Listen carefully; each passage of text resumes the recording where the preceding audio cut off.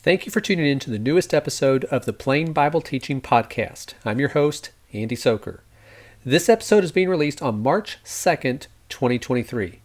And this week I'm joined by Kristofer Gardana, and we're talking about a recent editorial in the Christian Chronicle about a preacher shortage in churches of Christ. So whether this is something that we have seen personally or not, it does give us an opportunity to consider what the role of a preacher is and how brethren can encourage those who are involved in this work. So we're going to discuss this in our episode today. For links to the story we're talking about, as well as other related materials, check out the show notes for this episode at plainbibleteaching.com/podcast/030223. Now for our story this week. Who's to blame for the preacher shortage in churches of Christ? We are. An editorial from the Christian Chronicle says churches of Christ don't have enough preachers to fill all the open pulpits in our fellowship. That's no secret, as news stories in the Christian Chronicle note. The big question, why don't more young Christians aspire to become ministers? Just a few of the reasons. Lack of money. Many small congregations, the majority of churches of Christ, can't or won't support a full-time minister. Who wants to choose a vocation, even a sacred calling, where you can't afford to buy groceries? Lack of faith. Many adult Christians have lost their heart for the Lord's work, and their children can see it. Why would anyone expect those kids to view ministry as a valuable pursuit? Lack of unity. Doctrinal differences, large and small, characterize the nation's 12,000 autonomous churches of Christ. Who can pass the litmus test imposed by many congregations, and who wants to try? But perhaps the biggest factor, and the saddest, relates to the lack of respect afforded preachers in our fellowship. We don't honor them or hold them in high regard. Way too often we treat ministers in harsh ways that must make our children and even strangers in our communities shudder.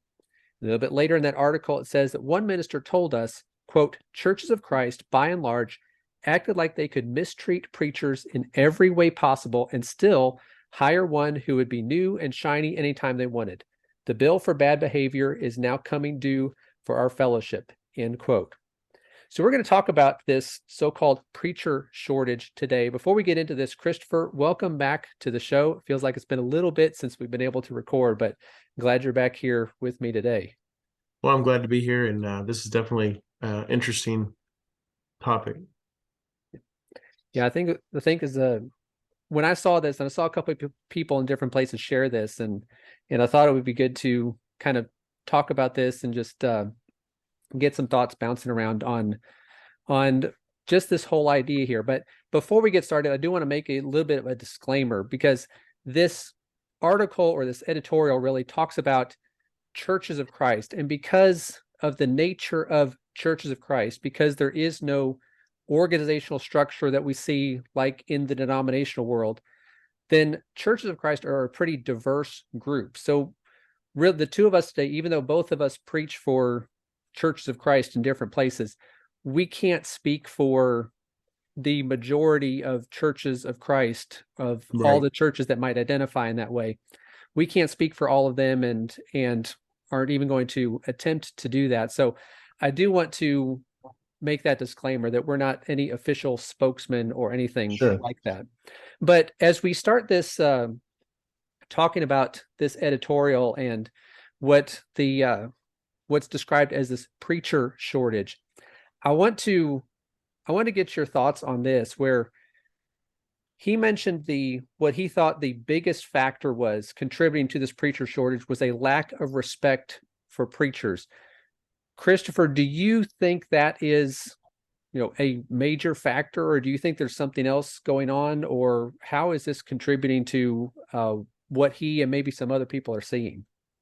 Well, what he said there, he says perhaps the biggest factor was the lack of respect afforded preachers in our fellowship. We don't hold them in honor or hold them in high regard. And I have seen examples of this, and again, I want to make a disclaimer too, that I'm not speaking on behalf of, you know, a whole bunch of groups or any one group. In fact, certainly the place where I'm thankful to be, preaching and worshiping with, these folks are very genuine and kind and loving and fully supportive in the way that they interact. And I do not want them to ever go, if they were to watch this video, think, oh man, what have we done? Because I think they would find themselves thinking, because they are so good hearted, that, is Kristofer somehow trying to say this without saying this, but no, Right. it's not them at all. But I have seen examples where they actually do treat them like a second class citizen, where in men's meetings even they're kind of shut up, where, and again, that's another discussion, men's meetings versus having an eldership and deacons and all those kinds of things. But you find yourself in a situation where, it's almost like you're just a hired hand. Yeah. uh, you know, uh, I saw examples where they were expecting the preacher, because they weren't supporting him enough that he could devote his time fully to preaching. He was working at a school bus, driving a school bus in the morning, and then in the afternoon. In the middle of the day, he'd go up to the office and study, and of course, being a member of the church there, he'd say, the lawn needs mowed, so he'd get the lawnmower and he'd mow, because he's there, and he's a member of the church there, and he feels compelled to help, and that's great. And then there'd be all these other custodial jobs, and then pretty soon a congregation starts thinking, well, he's just our paid custodian, but he also preaches on Sunday. Right. Yeah, I think that idea of, when you look at the preacher, whether you're talking about, well, he's there at the building so he can carry out or take care of all these tasks and cleaning and fixing things or whatever, Mm-hmm. there's that part of it. But even with, when you have someone who's just being supported just to preach, there is a tendency, I think, to view him as something different from a fellow Christian, that Amen. he's Yeah. viewed as an employee or a hired contractor almost, or something like Sure. that, where, Sure. and obviously, the scriptures do talk about the fact that, it is right to support a man to preach the Sure. gospel. That's certainly something that is good to do and is authorized to do. But in supporting someone and preaching the gospel, he's not there as, as just a hired hand. They're lackey. And right, exactly. That he's not there just because he's being paid to be there. They're doing the work, and the church is supporting him in that work. But when you have this as his role, and he's seen as just an employee, then it's very easy just to take him for granted, then, that he's just there just to punch a clock, just to get this sermon done, get this class done, whatever it might be, and then that's all there is to it. And when that happens, I think what can come from that, it's very easy to forget that, because he is a brother in Christ, he needs encouragement just like the rest of the brethren need. Sure. And it's very easy to just take his work for granted, because, well, we pay him, that's the appreciation we give him, Right. rather than encouraging him to keep going and do the work that he has been called to do, tasked to do. But it's very easy to get discouraged when you don't have that encouragement, when it's just viewed by a lot of people as a paycheck. Well, and here's another factor too. Now, again, this isn't necessarily the first thing that a preacher thinks about, but when you're with a congregation, you try to get to know folks. You're not being a busybody, but you're trying to say, okay, what do I need to preach on? What is going to be most beneficial? How am I going to help these folks? Because I want them to have everything they need. I want to be able to preach the whole counsel of God, and that there's not something lacking in their diet as far as the spirit and the word is concerned. And with that notion that he's just like a hired hand, or he's just here because we're paying him, or there's also kind of that kind of standoffishness that happens sometimes, where we appreciate you, we love you, brother, keep up your good work, but then any social functions, if he is there, it's kind of like, well, the obligatory, well, he probably saw it on Facebook, I guess I have to invite him, but and so there's that dynamic there where he's not really part of the congregation. He's just like there, and maybe it's just because of the way the congregation has been conditioned. I mean, I've heard of congregations where routinely after every 2 years they're looking for a new preacher, or he's already moved on because he figured out, I'm not a good fit, or I'm not accomplishing anything, I don't feel like I am. and so they kind of have this mindset that, I don't really even need to get to know him too long because he's not going to be here very long. And, they just go through a parade of preachers, if you will. Right. Yeah. And when you have that sort of thing happen, like you said, they can't, if a preacher's not going to be there very long and everyone's kind of expecting that, then it's very easy to keep him at arm's length Hmm. and to not get too close to him. Hmm. And Hmm. and it's very easy for him not to feel like he fits in, especially if, the last several preachers have been there only 2 or 3 years at a time, Right. and then he's been there, 6 months now, and he's figured this out. It's like, well, Mhm. what's the point in in trying? It can be discouraging, but It is, that yeah. yeah, it can be discouraging. Thankfully, the where I am, I've haven't been here 2 or 3 years. It's been, It's been a oh while. boy, Yeah. it's been a little while It's now, good. 17, Yeah. 18 years maybe. So, Mhm. um, thankfully the brethren here have not Sure. have not gotten rid of me yet. But that is a discouragement that, I think can contribute to this, where the preacher, he comes to feel like he's not appreciated for his work. And again, I know neither me or you are saying this for No. our personal experience, but for those who are seeing this as a preacher shortage, I think it is very possible that this could be a factor for a lot of people, or why people are seeing this is because they've kind of become accustomed to this. Yeah, But and oh, also go I've ahead. I've known of some guys that were actually very good speakers and actually did want to be involved in more than just speaking. They had actually, home Bible studies, all these kinds of things. And after a while you see them kind of just drop off the map, and the next opportunity comes along, they end up taking a regular secular job, and there's nothing wrong with that. And that may be one of these other factors of, the economics of it and trying to support a family. But then again, I'm thinking sometimes maybe they could have gotten the support, but there was this other factor that we're talking about here where they just didn't feel like they were accomplishing what they were hoping to accomplish, and they just got kind of, disenchanted, if you will. Right. And you almost get to the point, or you could get to the point where you just want to be one of the regular church members rather than Sure. the preacher, where you're The guy seen that's as in the not fishbowl, the right. guy in the fishbowl that's being analyzed for every little thing his kids do in the courtyard. Right. And made to feel like you're not really part of the group, because you want to be part of a group. And if Sure. and if you don't have that, I mean, that's why God designed the church the way that he did, is so that it is a functioning Sure. unit, that where every joint supplies, as Ephesians 4 talks about. And if a preacher doesn't feel like he can be really part of that, then it is discouraging. And could, like you said, he may decide, not because he's giving up on the faith or serving the Sure. Lord, but he can do secular work, and he can still preach, he can still teach, he can still do other things, but he's not the preacher. And so he kind of avoids all that.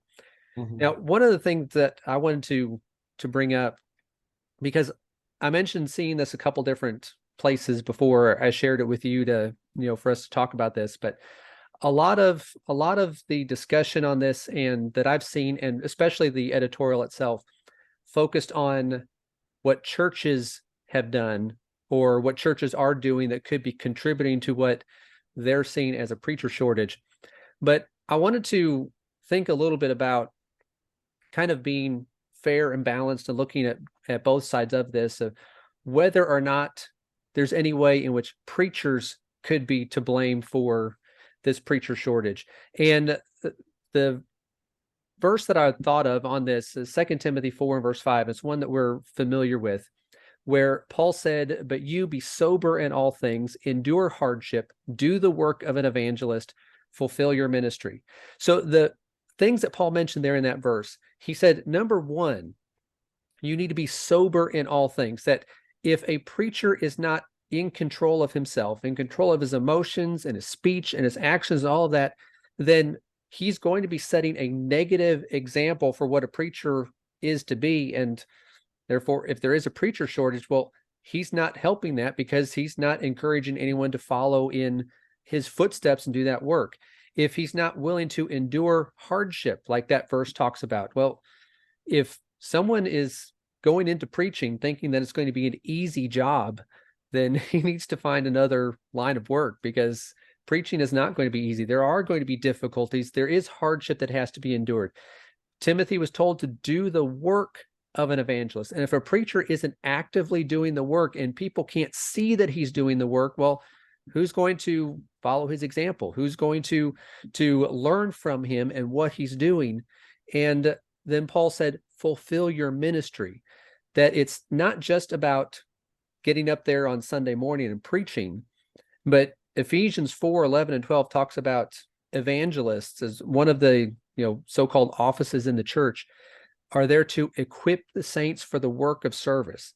And Paul told Timothy in 2 Timothy 2 and verse 2 that the things that you've heard from me, you entrust those to faithful men who will be able to teach others also. That fulfilling your ministry is not just about standing up and preaching. It's also about helping to prepare others to preach. So if there is a preacher shortage, and again, we're not, obviously speaking for all churches of Christ everywhere, but if there is a preacher shortage, it's, obviously there may be some things that congregations need to do to adjust, or as far as things that happen, but also there may be some things that preachers need to look at themselves and see, well, am I doing what I need to be doing to make sure that there are others who want to do this work and are being equipped to do this work and prepared to do this work? Right. I guess really what it boils down to is there any evidence as an evangelist that we're actually doing the work of an evangelist? And if there is, then we need to do a better job of communicating that to the congregation. One of the things I would do when I was, quote, preaching full time and did not have a secular job as I do right now, I would try to keep a calendar of everything I did. Now, it wasn't like really, really elaborate, but if I went to visit somebody, if I went and had a Bible study, if I just spent time at home in the recliner with my Bible and my notepad and I was working on a sermon, I might just jot a little thing on there saying this is what I was doing during this time of day. Because I do think there's sometimes a tendency to think that the preacher's only working about 3 hours a week. And so what are we paying this guy to do when all he does is get up there and talk? And I can read a magazine article up there with some scripture and do his job. And so, maybe we need to be better communicators, but that also means that the congregation needs to be honest about how much they're involved and how much they're observing too, because I think that's another thing is, somebody's not really paying attention. Maybe they're there Sunday morning, three Sundays out of the month. And then 6 months when they have a men's meeting or get together to discuss the work of the church, they haven't really been involved and really participating at all. But now they've got all the opinions in the world about what the preacher hasn't been doing. And maybe he's been really doing stuff. And, but they weren't even there to be involved to know he was doing it. And so, again, that goes back to point one. But, I think preachers do need to be more considerate about how much they're doing and also accounting for it. And then if anyone does have a question, say, hey, here, take a look, this is what I've been doing. Would you like to come with me? When I was visiting my wife's folks in Arkansas, I made a point of trying to go with her dad because he's a gospel preacher, and I went with him to the retirement home where he had a Bible study. I went here and there, and I'm not saying that to say I was doing something great. I wanted to see what he was up to and see how he interacted, how he presented material, all those kinds of things, try to get pointers for myself. And so I went along with him, and he was glad for me to ride along with him and go to all these different places that he went. And so, part of it is interaction with the preacher and maybe even being more part of what he does during the week when you get time off. I mean, everybody has a job. You might not be able to, but maybe Saturday you could go with him to visit somebody. There's all kinds of things you can do, but that also means the preacher needs to be open to that too. Because I think, certain mindsets might not want, it might be a distraction or whatever. And so that's, again, where you're here to spread the good news. Part of that good news is to the other members, Right. Yeah, I think that it's very easy to kind of let that drop off and not think about that as part of the responsibility that, like, well, I have, as the preacher, I have my work that I'm doing and I'm going to do this. And that's great. And I like what you said there about keeping a calendar. It's not that you are punching a clock or anything like that, and we're not talking about, being able to say everything we're doing in order to brag, like, well, look at all I'm doing. Yeah. It's being able to say, like, to be able to, if we're questioned, or if an opportunity comes up and someone is wondering, well, how can I be involved, or what can I do, or and all that, say, well, I'm doing this, or you can come along with this, or here are some ideas. And so it's just a way to help get people involved and Engage them. Yes. right, to engage them, because that's how you help equip them, as that passage in Ephesians 4 talks about. That's how you can help equip them to do the work, because the preacher can't do everything. Even Mm-mm. if he is the most diligent and zealous worker in the kingdom, he cannot do everything. So that's why you have to have the preacher working to help involve others. They have to be willing to do it too. The Mhm. members have to be willing to come along and be contributing He's too. he's And actually he's actually supposed to be equipping the saints for the right, work of the ministry. right, not So doing it for them, right. and they have to be willing to put in the effort, but he's equipping them to help them be able to do that. So yeah, there's, we could look at both sides of this, that, well, there are things that, if there is, if congregations are looking for preachers, they can't find someone to preach, or whatever. Well, there may be some things that congregations need to do to address this.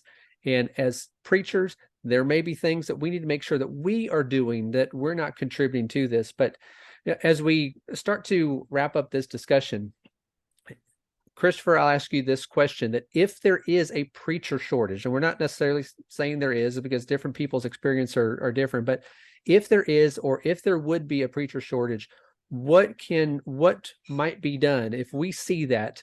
What can be done to address it?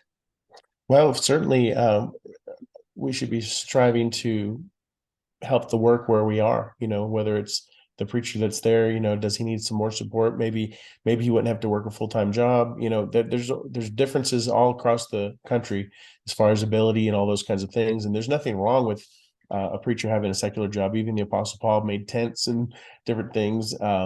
But what can we do to address it? Well, maybe if our congregation has a little bit of a surplus, maybe we need to make sure we let other brethren know, hey, do y'all know of any, men that are looking to preach or starting to preach, or are there those that need some extra support? Because we might be able to work something out. And that's one of the amazing things here, since the congregation I'm with can't support me full time. I've got 4 children. It's expensive. um because they're not, the amount they give me does leave a little bit left that they're able to support others. So they basically spend almost everything they make, everything that they collect, it's going out. They don't have a huge reserve in for some rainy day fund. Like I've heard of congregations having over $100,000 just sitting there because they're afraid that the parking lot's going to need asphalt replacement in 20 years or something. And so Right. this congregation, they're not going to have that reserve, and they're going to make sure when it comes that they'll meet the need, because they're supporting other preachers, and that would be the biggest thing brethren can do to address it. Yeah. Yeah. I think that is a big thing, is to make sure that those who are doing the work, because someone who's committed to preaching is going to be preaching whether they're supported or not. Sure. Just like even if they have to work a secular job, they're going to do what they have to do in order to preach. But Mm-hmm. if the support is there, then they can devote more of their time to do that. And what I was thinking, in addition to that, is just going back to what we talked about at the beginning, just the encouragement that Sure. it can be to, again, not just to receive support, though that is absolutely appreciated when that support is there, but again, going back to what we talked about, is how sometimes preachers can be made to feel like just an employee or just a hired hand, or whatever. That Mm-hmm. make sure that the preacher knows that he's, he is appreciated for his work. I mean, in the article it talked about how preachers don't get the respect, or at least the author of the editorial, that's what he was seeing, was he Mm-hmm. didn't think that they were respected enough or held in high enough regard.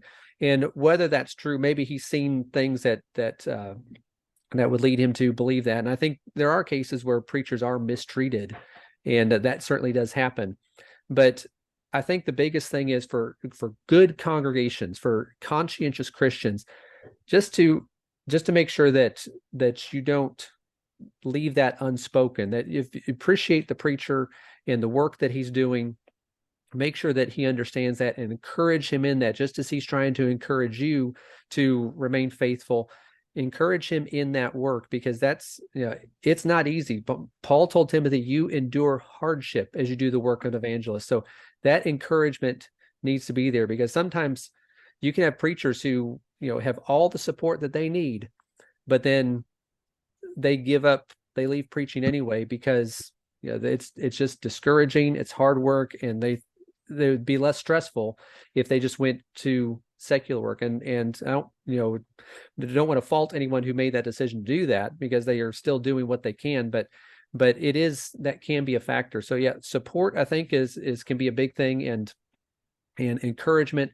Those are both things that really help preachers continue in the work, to be diligent in the work.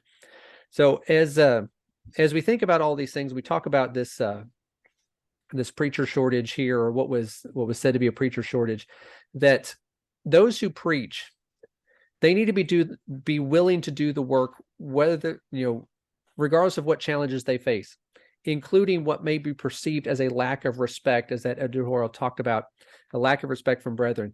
But at the same time, we need to realize how helpful it is when preachers are supported for their work, when they're encouraged in their work. 3 John verse 8 talks about how we are fellow workers with the truth when we support those who are preaching the gospel. So we all have a part to play in this, whether preachers or non-preachers. We all have a part to play in this, to make sure that the work of preaching, the spreading of the gospel, that's able to continue. So Christopher, do you have anything that you want to mention before we quit today? Well, and one of the things that was mentioned at the end of that article was that the way they were treated, that it must make our children shudder. We need to make sure that we're not, even bad mouthing them behind their back at home among our children. And that might go into another subject, but the idea, we need to make sure that we treat them with the same love and respect as we would the rest of the congregation, and certainly not make it into something where a kid's going to grow up thinking, man, that's the last thing I ever want to do, because I think that's going to be where the shortage will be in the next few years. Those that are coming up and they're making decisions about what they want to do, and if they see some of these things that we've discussed, they're just going to go in a different direction, because they don't want the stress. Not that they're not good folks, or they're not going to do anything for the Lord, but they may not want to be in that capacity just because they've seen the way things are. Yeah, that's true. That the children do pick up on a lot of things, and we need to be careful that we're not teaching them, something that we're not meaning to teach them. Sure. Because they're going to pick up on that. Yeah, there was a joke that basically the preacher asked the young boy. He says, "What do y'all? I got invited over for lunch. What are y'all having for lunch?" And he says, old turkey or something. And he says, "What do you mean?" He says, "Yeah, my mom says we're having that old bird over again," or it was something like that. And he just meant like, well, behind his back, they were calling him an old turkey, an old bird, or something like that. Yeah. And the kid thought, "Oh, we're having turkey for lunch or something." Yeah, kids are very honest about. It's very hard to talk about one way about someone, and then that not get out, because that they don't have a filter like we a lot of times pretend that we do. So that's teaching the kids, teaching the next generation, not just training them as the preacher might do, or the elders might do, or Bible class teachers might do, but also parents, and how they are training them not only to follow the Lord, but also to regard the work of the Lord. That's going to be a big factor as well. Amen.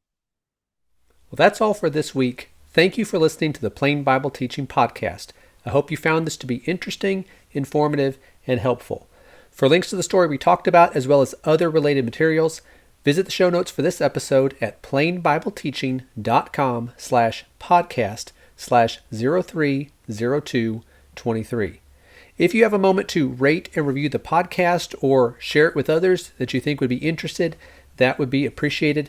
And also, if you're listening to this, remember that we are also uploading video versions of the podcast now to the Plain Bible Teaching YouTube channel.